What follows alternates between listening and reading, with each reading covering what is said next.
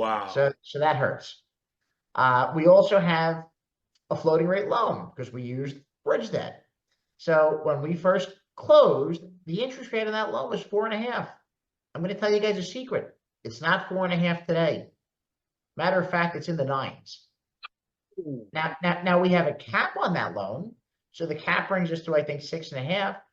But here's the thing, when you're stress testing a deal, most times you're assuming that to be a worst case scenario. You're not assuming that you're going to run it that way every single month. Yeah.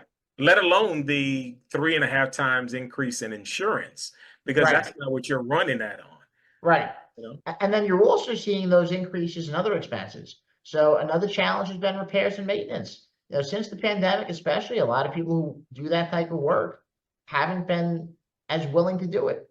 There's no incentive because other jobs are paying more and they're not doing this backbreaking work sometimes.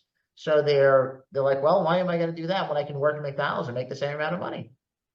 So people who would have done those little fixes, all of a sudden now you have to go out and get somebody who's going to cost you quite a bit more, and that eats away at the bottom line.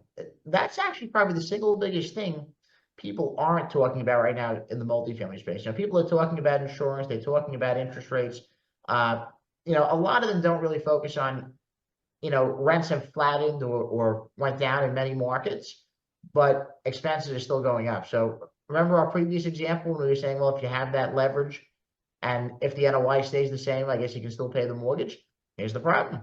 If your NOI didn't stay the same because your expenses went up and your income didn't, or maybe they went up disproportionately, all of a sudden the amount of cash flow available to pay that mortgage may not be there.